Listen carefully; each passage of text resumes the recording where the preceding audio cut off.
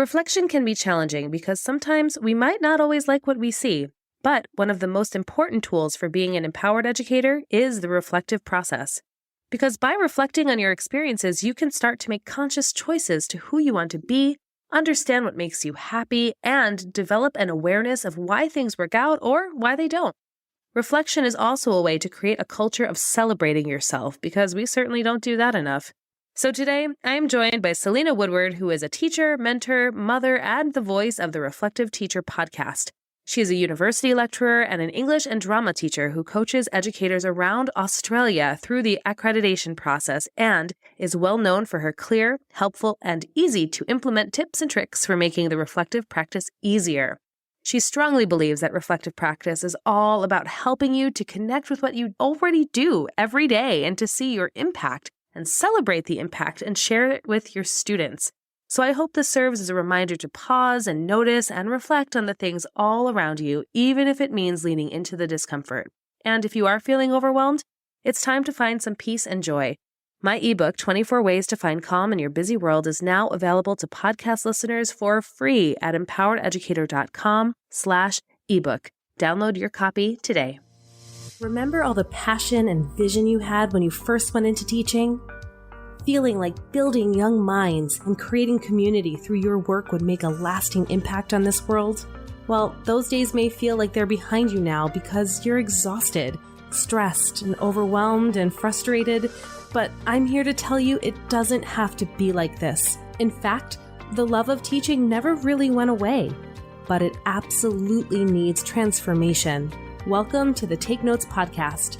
I'm Jen Rafferty, former music teacher, mom of two, and certified emotional intelligence practitioner, and I'm here to light the way for you. In order to create a generational change for our kids, we need to shift the paradigm away from the perpetual stress and overwhelm and into a life of joy and fulfillment.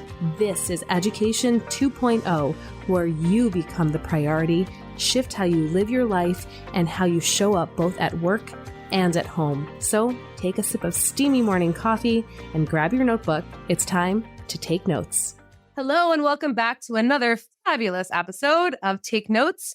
Selena, hello. Hello. Hello. How are you? Thank you for having me. Good. Yes, I'm so glad we get to reconnect. Selena and I met close to a year ago, actually, when I was on your podcast. You were? Everyone, we need to listen to that one too. It was That's so right. much fun. We love to nerd out. So I'll put that in the as well. Yeah. So people can. So I'm so glad you're back. And I would love for you to share a little bit before we dive into the nitty gritty of reflection. Why was reflection something that you wanted to even pursue the way that you're pursuing it right now? Why was that important for you? I think for me, it's the way my brain is wired. I have a magic power of being able to connect dots really, really quickly. I suspect that I am a bit neurodivergent and possibly a bit gifted, and my brain works really quickly. And so I also have a naturally curious brain that likes to understand everything. So reflective practice has been a huge part of just who I am in my head. And I'm sure there's others who can relate to that. Some might call it the strict critic. At times it can be a little bit mean, that voice, but I've always been really curious. And teaching for me was always about curiosity. I remember when I was studying to be a teacher at uni, I told myself I wouldn't bother teaching for longer than 10 years because it would get really boring, because as an English teacher, that meant 10 years of teaching the same texts over and over again. And that was kind of what I understood it to be. And then when I became a teacher and I realized that teaching had very little to do with the content and more to do with relational leadership, more to do with the how we deliver, it became such a glorious puzzle for my brain. I was like, right, I've got 32 different kids, 5 sets of 32 different kids every day to work out. And so reflective practice just became my way of understanding my impact. Because for me, what really matters is the difference that I'm making and how enthusiastic the kids are, not just about English, but about themselves. I used to work in a lot of low socioeconomic schools, originally in the UK. And I used to work with a lot of kids who were very down on themselves, didn't really see the world in a very exciting way. So I became like this. I'm a type 2 Enneagram. So I'm a helper and I have to solve the world's problems. And the only way to do that is to see and understand what's going on. And so reflective practice just became a part of what I do. And I used to do that by writing on a blog. And that's kind of how my whole business came about, because I ended up learning how to reflect. And then here in Australia, we have teaching standards that we've been able then to use to dive deeper into the what and the why of what I'm doing. And it's just become a huge part of who I am as a professional, who I am personally. I just think it's incredibly powerful. Absolutely. Yes, it is powerful because we can't change what we don't notice. So reflection really is the noticing in all of that, right? Absolutely. And that's it. And often, particularly in teaching, it's an incredibly busy job, right? We hardly have time for a wee and a tea, I used to say, so I actually had to practice like meditation, like anything else. I had to practice pausing and noticing, pausing and reflecting, because otherwise we make assumptions about our practice. We assume that what we're doing is right because it worked last time, and often we're wrong. And working with educators here in Australia, I often find that the teachers are quite surprised when I take them through my processes. They go, oh my goodness, I was planning to, like, for example, this year, I was working with a brilliant teacher in New South Wales, and he was working on preparing kids for an exam we have here called NAPLAN. And he had planned this whole unit, and then he was working with me, and I asked him to plan for measuring impact to reflect during his lesson and to do that with the kids. And within half an hour of his lesson, he realized these kids were moving way faster than he thought they were.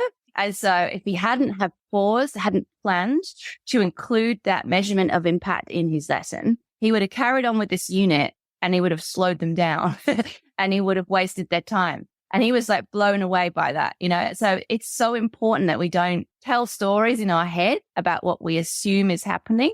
And so, that puzzle, the part of that, but as you say, noticing, slowing down, planning to see the impact, planning to understand the reasons why things are going well and why they're not going well is just a part of the fun of teaching, really, isn't it? It's part of being an effective teacher. And I think that there are so many of these external evaluations or external variables that are placed on us to determine whether or not we're being effective.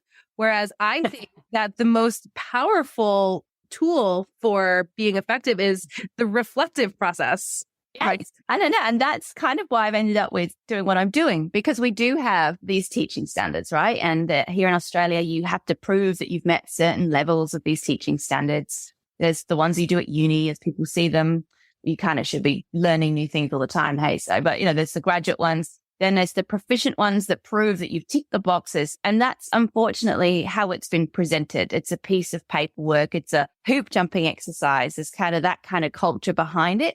And my mission is to just turn that around and go, actually, we got to do this stuff because it's a hoop jumping exercise. It's part of our career progression, but we can make it really meaningful. And I haven't yet met a teacher who genuinely cares about the teaching standards or the accreditation paperwork. What they actually care about is the kids they're working with, the colleagues they're coaching, the community they're impacting on, right? So if we can change our mindset, look at it through a slightly different lens, those tools that we feel like have been thrust upon us can actually become really cool ways to help guide us through that reflection.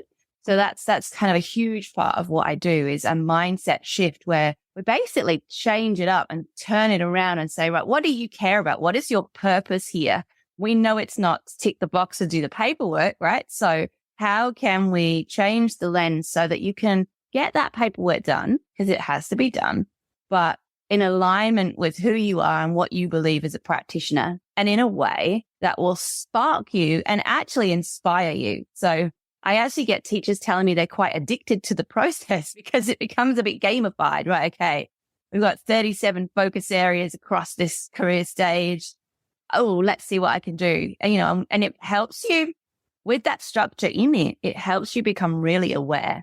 I don't know, Jen, I talk about the shadow side and the light side of a teacher. So bear with me, okay? So this is new. I haven't told Jen about this. So when I work with educators and we use the standards and we use it in our way to help inform our practice, we usually discover that there is a light that we like to stand in, and it's really comfortable and it feels really good.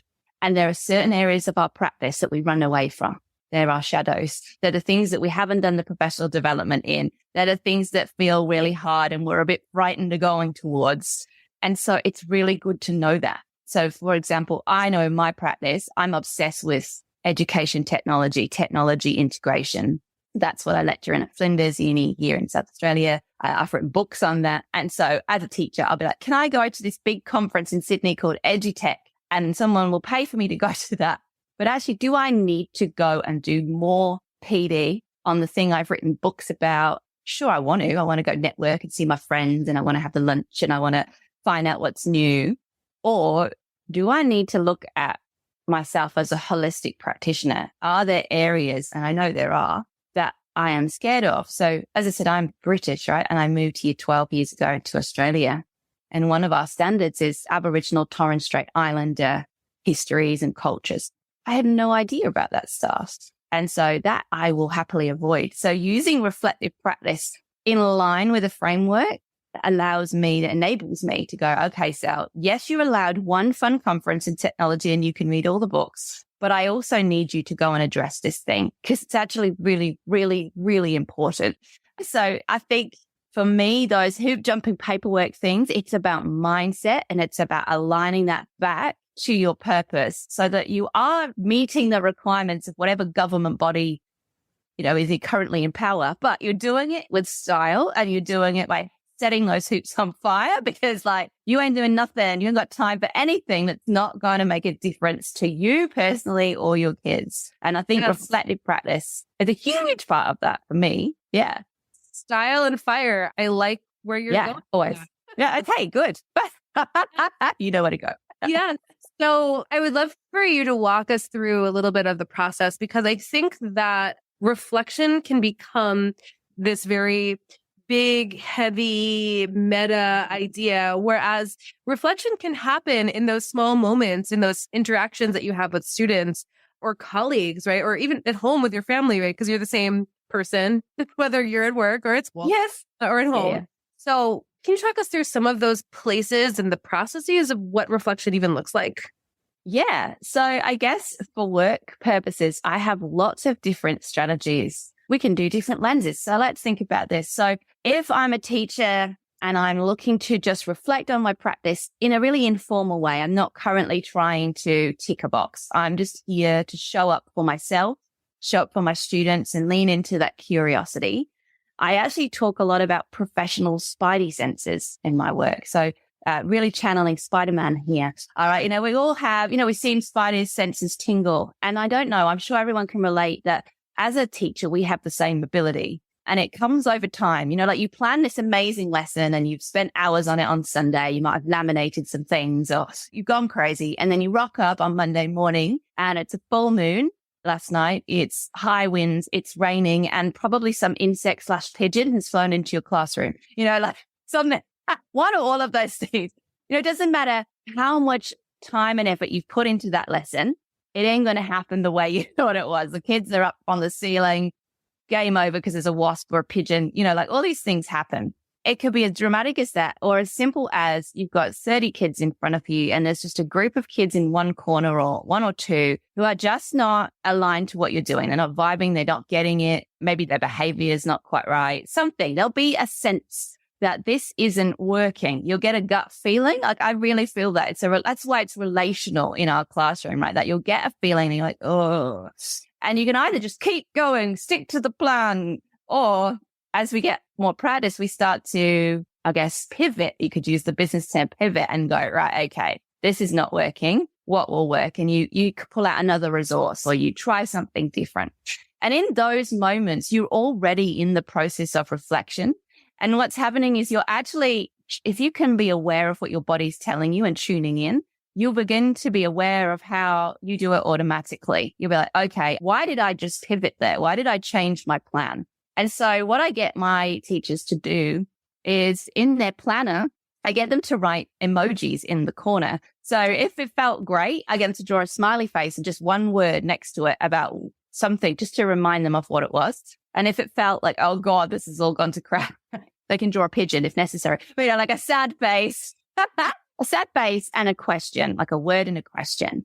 And then once the lesson's over, I ask the people I work with to schedule just 15 minutes a week. That's all into their day. So we have MIT time, so non-contact time on our timetables. And we make sure there's 15 minutes to pick a smiley face incident, a spidey sense incident, and just dive into it. And I think the really important thing about that, well, it's twofold. One, if it's happy, we need to pause and connect with that and celebrate that, because my God, we are so tired right now. The world has been bonkers.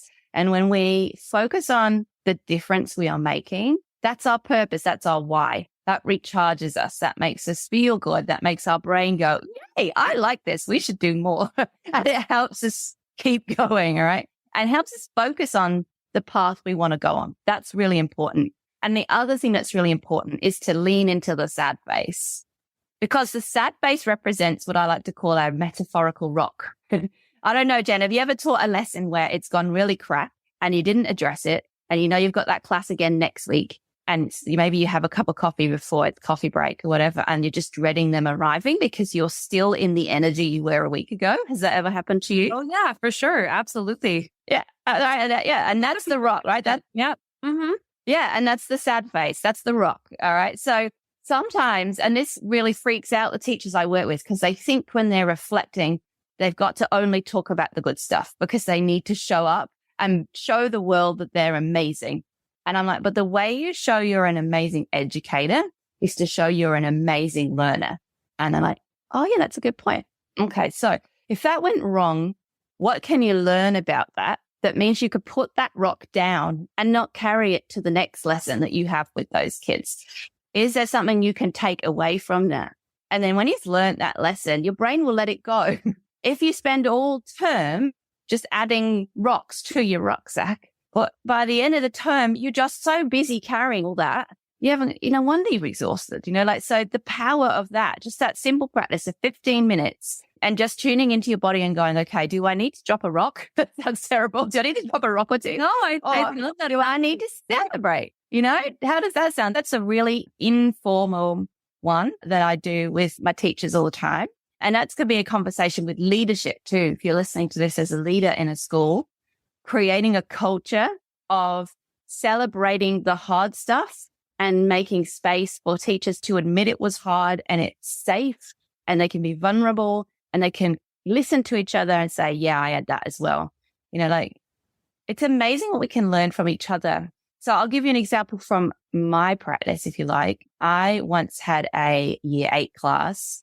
I was always given the tricky classes. I love puzzles, right? So tricky classes are my favorite thing. So I had this year 8 class and I couldn't crack them in terms of they were just all over the place, shiny. Now, I'm also very shiny and I have to be aware of that. So I was trying to dull my shiny down or shiny up over here, like get their attention. I tried everything, right, I'll increase the pace of my lesson so they keep moving and they can't, it's no time to move. I'll try classical music and we'll come in and we'll calm. Tried everything and nothing was working. And I was reflecting on this and trying different things, tweaking and pivoting all over the place. Still not quite got it. And one of my colleagues, Alistair, his name is Alistair, had them once a week. So we kind of had a split class. Now, Alistair's a very different teacher. I'm very loud and big and I have lots of energy. Alistair is that teacher who walks down the corridor with the clipboard and everyone runs. You know that one? Oh, That's I know. not who he is in real life, teacher. but that's his performance, right? And I was like, okay. And he's like, I don't have any issues. Don't know what you're talking about. I'm like, well, of course you don't. But I'm like, all right. So eventually I decided to go and observe my class with him. And, I've tried everything and I'm telling myself stories at this point because I'm running out of ideas. And do you know what he did differently? One thing he did differently was he closed the blinds in his classroom. And that meant that the interactive whiteboard screen at the front was the shiniest thing in the room. And it changed the energy. And I was like, are you kidding me? I have spent all term like pedagogy, this strategy. So sometimes being in a culture where it's okay to say to a colleague, dude, help me. He could have come and observed me and he could have gone, just draw my blinds. Just being able to do that and reflect together is probably one of the most powerful things you can do for your kids in your community. So having that informal way of doing that is really great in a sort of on the fly kind of way. But I also have a bit of a ritual that I like to do at the end of term as well. Would you like to hear about that one? Yeah, sure. These are great. So this is, yeah, cool. So I have a little ritual that I like to do every quarter or every term, however it kind of rolls with you guys, semester, whatever word you like to use. But when you're feeling like, okay, sometimes those rocks sneak in and you're like feeling a bit crap about this, a bit crap about that. Can't reflect on everything in 15 minutes a week. Okay. So you set aside an hour and I make 2 lists. I make a list of everything that felt awesome and lit me up and everything that felt heavy and I just regret and I wish it would go away. And there's like, for me, there's usually shame and embarrassment and, oh my God, I'm not good enough vibes in that column, right? That's usually that column. And I just list them all, put some music on, have a coffee and just get it all out. I like to call it vomiting on the page, but do it with words. Okay. Do it with words. Just let it all out. Happy face column, sad face column. And then you get a different colored pen and you write why. So not just the what, but why. I always start in the sad column because that's just how I like to torture myself. But this is clearing it, right? So, okay. So that lesson, that was a complete disaster. Why? What happened? Was it that I didn't have the resources? Was it that I had tried too much? There was just too much. And it was, what was it? And I'll just make notes in a different color. So what I'm trying to do here is connect with the why. I'm trying to let my brain move away from the emotion. Like the emotion is my signpost. I need it. It shows me there's a thing, there's a rock. If it's an uncomfortable, heavy emotion, just write down what triggered it.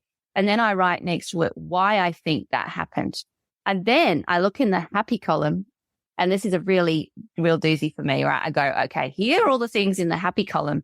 Is there anything in here? And this is that word should. Is there anything in here that I feel I should feel more excited about than I am? And it's really interesting, this column, because this is where it reveals my values as an educator usually. Okay. So for example, I might have written, there was an X percentage increase in attainment in this class, right? Kind of written it like that. And I'm like, I should feel like, wow, the school thinks that's a huge thing and they wanted that grade but for me, it wasn't really about that with that class. All right. And then I'm like, okay, so let's lean into why I'm not as excited as I should be. What's going on there? Is that a block for me? Am I not able to say, you did something amazing there? Is there something coming up in me that I need to look at around a block? Or is it that doesn't really belong in the smiley column? That's somebody else's that I'm now accepting a projection of and doesn't need to be there. And that helps me stay in alignment with what I actually care about next term. And it helps me learn the lessons that I need to learn and let go of the things that I don't want to do. And I actually learned that from a guy called James Wedmore in a business podcast about looking at what you've been doing in your business every quarter. And I tweaked it and it's so powerful because it's exactly the same practice. It's not deep reflection, that one. It's not like, let's dive into the detail of what teaching strategies did I choose, or it's just connecting with where your body is showing up your emotions, learning what you need to learn. So the next term, you're not carrying all of that. But I'll be honest, like sometimes the rocks sneak through. Now, even with, and they will keep showing up because you got to practice this, right? You got to practice. It is reflective practice. It takes practice. But if you don't show up for it and you don't practice, then you get more rocks. That's my experience. So there's two different ways. No, that's kind of.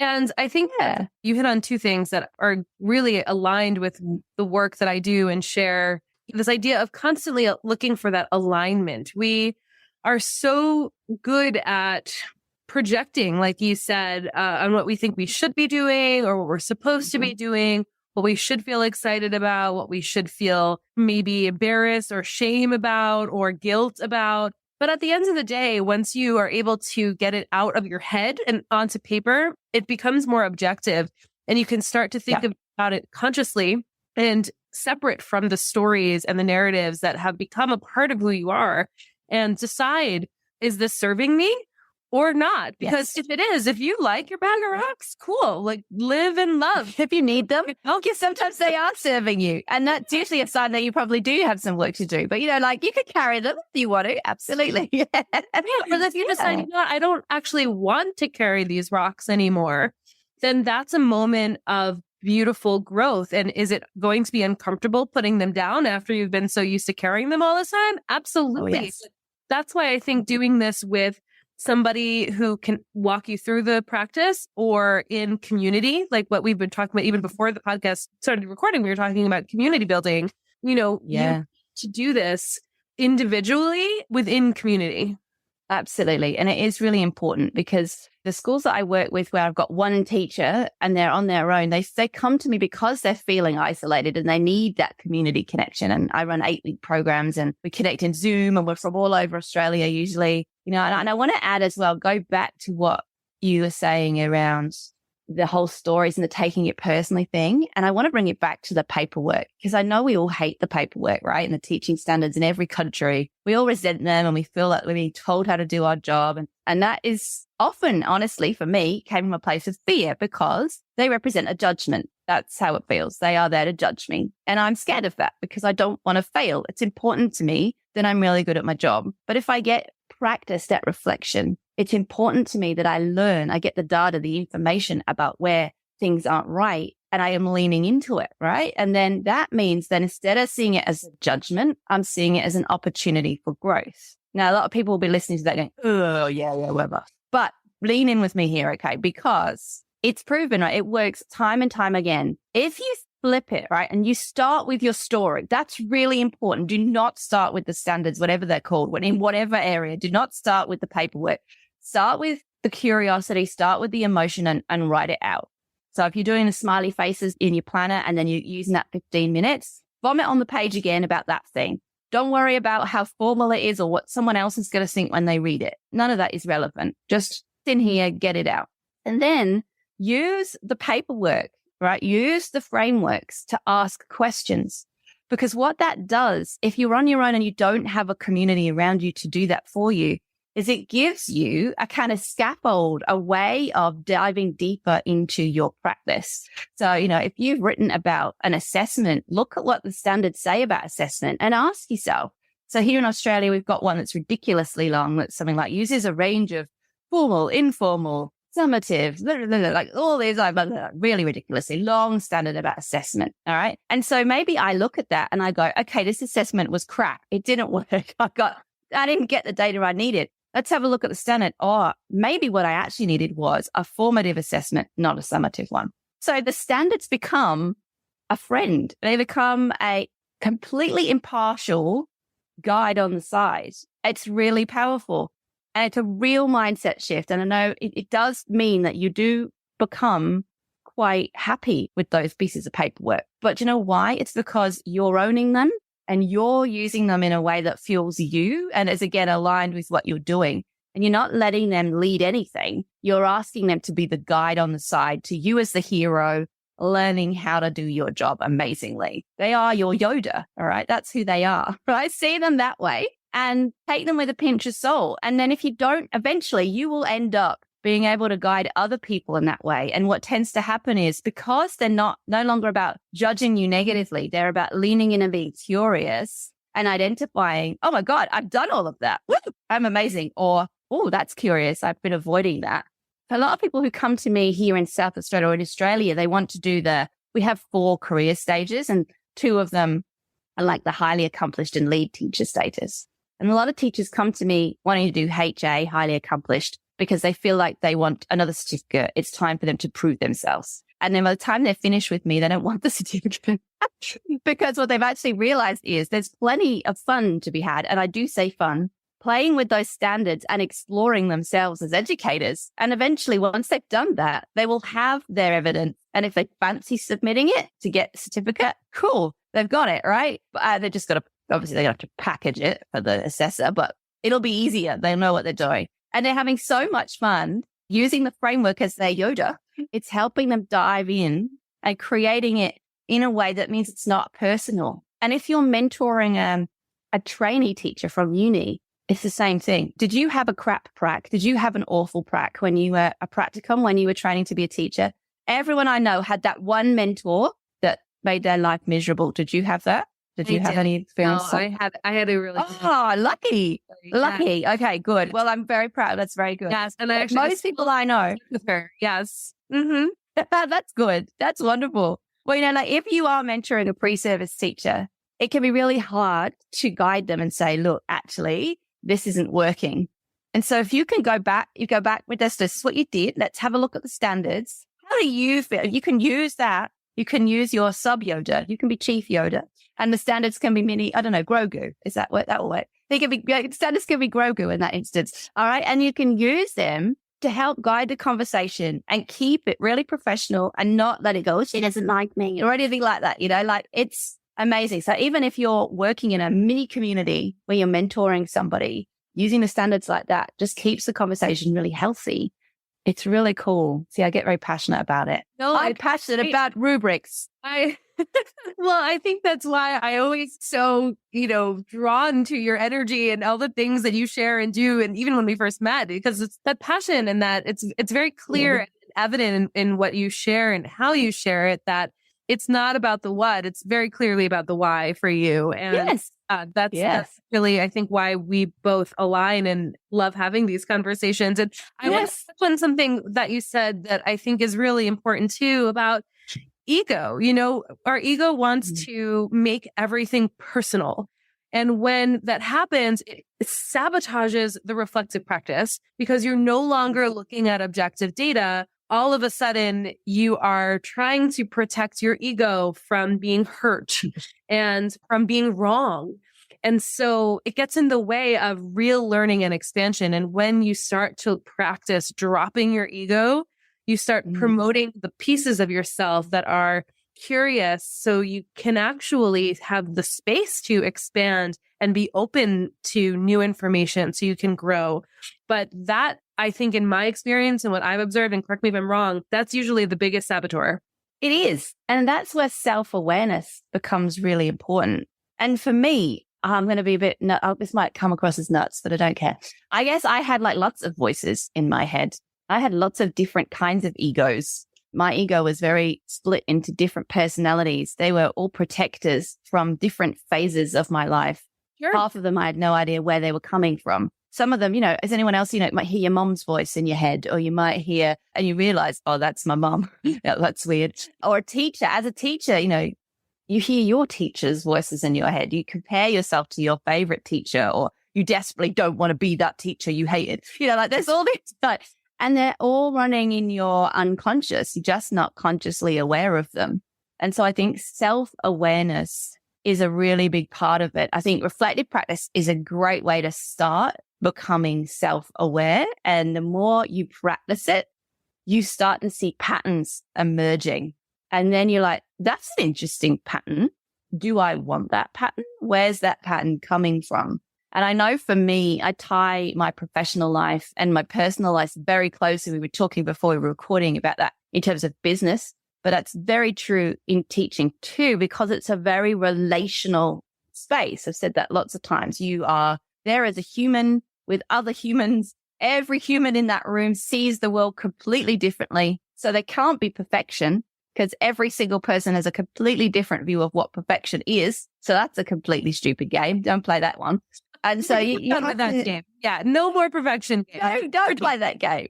Yeah, it's pointless. If you interviewed everyone in that room and asked them, even if they're 4, what's the perfect lesson? They'll all have a different idea about what that looks like. That's part of the puzzle, right? And you're trying to create some learning activities and some learning experiences that tap into many things. It's exhausting. It's so fun. I love it. Like my brain loves it. You can hear that's what my brain does. It sees patterns in it. Yeah. So, it's amazing that as you do that, I remember in my early career in England, we used to get observed every year and graded with a number. And I would be devastated if I was satisfactory. That was failure as far as I was concerned. I'm a Hermione Granger, by the way, Harry Potter. So I needed outstanding. But then I would work so hard to get the outstanding. I would sabotage myself because I was so busy trying. This is how I've learned my lessons and got to where I am now, right? I was so busy trying to tick all the boxes. I actually forgot that I was actually there to teach children, really, to be honest. I remember I had a role as a technology lead. That'll surprise everyone. No. So I was coordinating technology across several faculties and I was being observed by my line manager. So I prepared this amazing lesson. I was in Birmingham in the UK. It was travel writing. I had teachers from New York ready to answer my kids' questions in a chat room that was all fully vetted. I had Times Square beaming live on my interactive whiteboard. I was going for it. And at the end of the lesson, the teacher went, this was great. It was so exciting. lots of great cool stuff. But I can only give you satisfactory and I probably should fail you. And I'm like, what? Well, your learning objectives were about sentence structure and creative writing. But they just seem to spend a lot of time talking to teachers in New York. And I was like, shit. Oh, sorry. Oh, no. I had got so obsessed with trying to prove to this guy that I was the tech genius. And I had all this network and look at me, because that's what I thought he wanted to see. I completely lost sight of the fact that I was actually there to teach them travel writing. And, the kids had a great time. I even served them New York bagels at the door. I did the whole sensory experience. New York bagels at the door, sound of it. I was going for the full sensory experience. It was a brilliant lesson, but I didn't teach them any English, unfortunately. So, it was that was a, oh God, moment for me in reflection of how far I was willing to go to try and please somebody else, not my kids. And as I say, if you're into Enneagrams, I'm a type 2 Enneagram. So it's really important to me when I'm in an unhealthy place that everyone loves me and appreciates me. So I will work really, really, really hard until you tell me that I'm fabulous. I think a lot of teachers might be a type 2. We love that. I think you're right. Yeah. And, it's funny. I've interviewed so many people who have shared those oh shit moments with me. You are... Sorry, I swore on your podcast. No, that's totally fine. And because it's real, it's important. This is something that every teacher goes through at some point if you're paying attention, right? So where you're doing your thing and then all of a sudden you're in this world and your eyes all of a sudden are open. And you are standing in like the middle of a mud puddle that is also in a desert, and you're in outer space and you have no idea of where you are because you've lost sight of maybe the thing that matters, right? Or you've become so disconnected from perhaps the objective or the purpose in an effort to follow tradition, to people please, to be a perfectionist, or the list goes on and on and on and on. And all of that is my ego, right? It's my ego because my ego's trying to protect me. It's like, this guy wants you to show him this.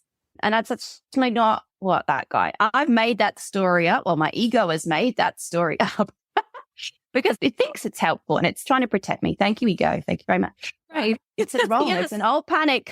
It comes from my childhood. I'm trying to please the older figure. I'm trying to, it doesn't matter whether they know, I probably knew way more. It didn't matter. That didn't matter because he's been around longer. He's in a position of seniority. Therefore, these are the rules and these are the things I have to do. And that's not who I am. That's not self. That's protector or firefighter if you're into internal family systems. It's like parts of me. Recently, we can talk about that. I'm going to put a pin in that. Watch out, watchers. We do nerd out. So it's parts of me that are doing a beautiful job. They're parts of old programs though. And, that protector might have appeared when I was 4. And at that point I was 30 something. Like I don't need the same little person to pop up.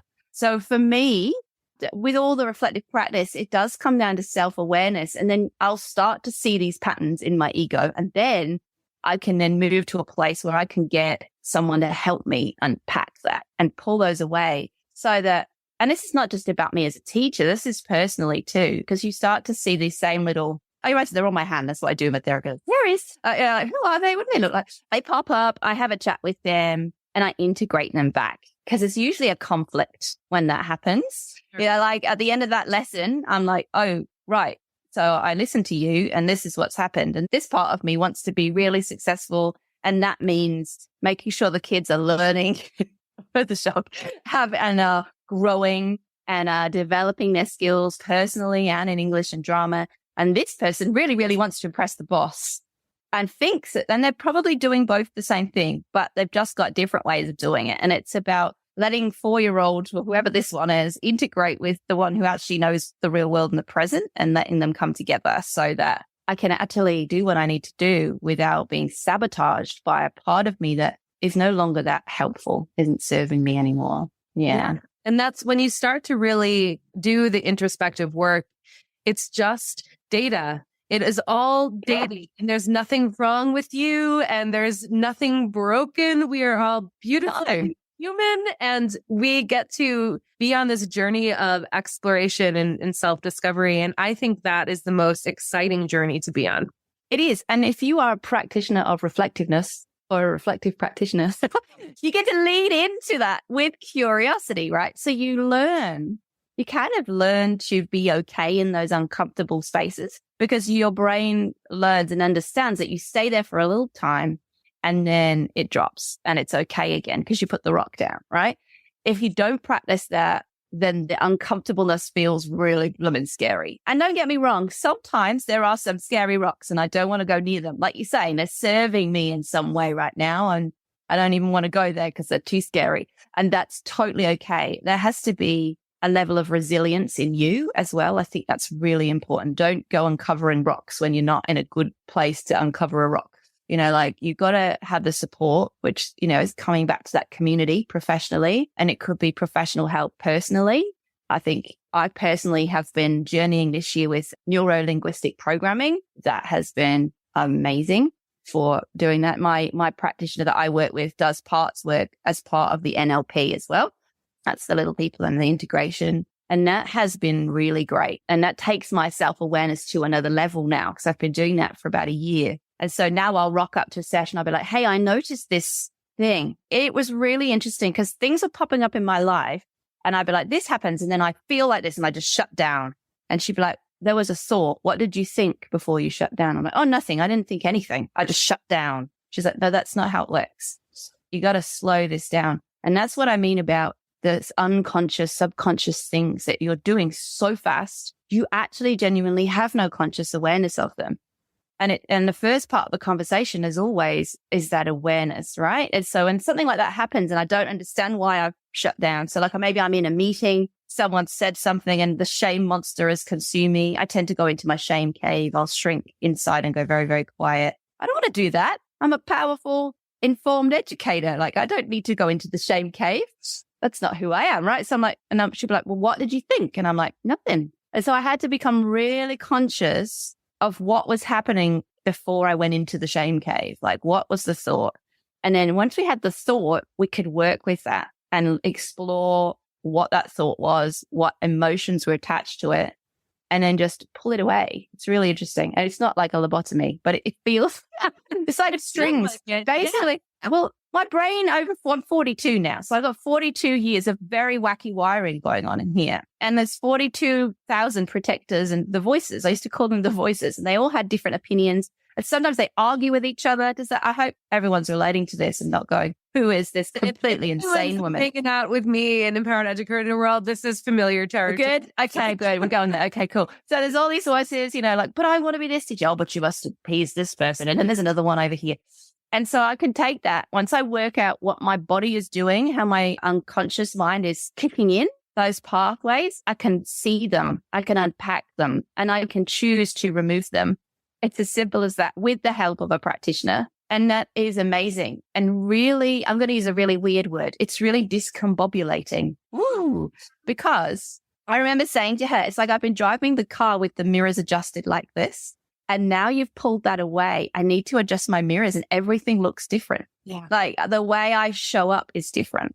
The way I see that person's behavior is different because it's no longer about me. It's about them. And that gives me the power to hold up a mirror sometimes with love and compassion and let them learn their thing that they need to take forward. Because if I keep taking it all, they're never going to go on their journey, right? They're never going to learn what they need to learn. So, it's been amazing. And I think, reflective practice is definitely the beginning of that. And the more you practice it, as I say, that leads to patterns and that leads to real freedom. And that's what it's about for me. I want to be me. I kind of see from an internal family systems perspective, there's self. And myself, Selena, she's very chilled. She likes to sit down and with her cross-legged and just chill. She laughs a lot at all the crazy things going on around her. She finds it very amusing. And then there's all these other versions. There's all these other protectors who think why is she relaxed like that? Like they're anxious, they're busy, and they're very high energy, and she just has to have a conversation with them fairly regularly. And I now know by feeling into my body when I am self and when my ego or these parts are showing up to sabotage me. And that's so powerful. Now that's taken years of practice, but that's incredibly powerful to know what it feels like. Call it when you're in alignment and when you're not. What happens? What do? I will giggle a lot. I'll say something really serious and then giggle because I'm scared. Like, I'll be like, oh, I've giggled over something that's really not funny. That means you're uncomfortable. Okay, just take a breath. Like little tics, little things that show up in my body. It's really interesting. And it all begins with learning to slow enough to reflect professionally and, of course, personally too. They all very tied together. Yeah, well, wherever you go, there you are. So yes, yeah, exactly. It's always going to be the same. And your entourage That's of right. various versions of you. Everybody. Yeah. So last question, I know, because we can go on forever and I would love to actually continue this conversation in some other capacity. But for the purpose of today's podcast, what is your dream for the future of education? I think for me, education is always about learning. And everyone will be like, well, duh. But weirdly, I think education is not always about learning when it comes to the way the system is currently set up. It's about political agendas. I said it, like I've got to be able to track these numbers so I look good and I can say, elect me again. Or there's always some kind of strange thing. For me, education should be relational. For me, education is about removing all of this hierarchy and understanding that no matter how old we are or what journey we're on, it's about community and about sharing knowledge and wisdom. So as an English teacher, I can nerd out about William Shakespeare and go into loads of detail. And I want to share that with kids so that they feel excited about the history and the culture of that art.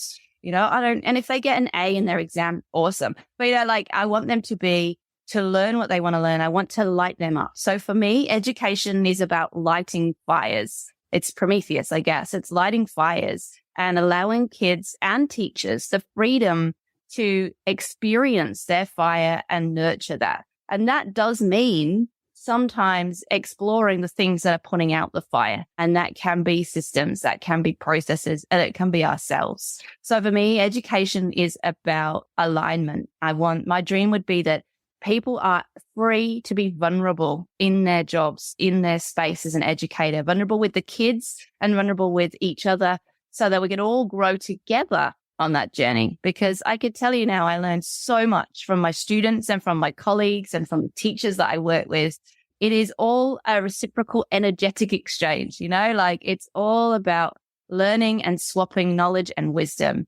And I think if we could make education focus on what lights us up, I think the world would be a much happier place rather than all this pressure on things that don't really matter to most, Yeah, I totally That's agree. A huge, that went deep. Sorry, that was I love it. I'll tell you, and being surrounded by people who are going to fan your flame. Absolutely. Protect and fan it. Absolutely. Yes. Yeah. I think, part of my job is that. Look at us. We're vibing up. We're having fun. Exactly. This is what it should be. This is education, right? We're learning from each other. We're swapping stories. We're sharing wisdom. And we're lighting each other up and we're very excited. Yeah, that's it. 100%. So how can people learn more about you and get in touch with you? Yeah, sure. So my business is called Edufolio. So I actually have a business where you can reflect on your practice. Very geared towards the Aussie market, but you're welcome to come and join us. And that's Edufolios. That's EDUFOLIOS.org. I have a podcast too. Jen's on it. And I talk about reflective practice all the time. So if you want to learn more or tune in to more of the stories and the interviews that I have too, then head to edufolios.org and just shove podcast on the end and you can connect with me there. And feel free to have a wander through all the resources. I also have some online courses you can come join me on, but it's all at edufolios.org. And her podcast is pretty fantastic. So check that out because you'll learn some really great stuff. So Selena, thank you so much for your time and your talents and sharing them with the world of Take Notes. I so appreciate you. I appreciate you. Right back at you, my friend. Thank you for having me. So if you enjoyed today's podcast, don't forget to write a 5-star review and subscribe. And we'll see you next time on Take Notes. Incredible, right? Together, we can revolutionize the face of education. It's all possible, and it's all here for you right now. Let's keep the conversation going at Empowered Educator Faculty Room on Facebook.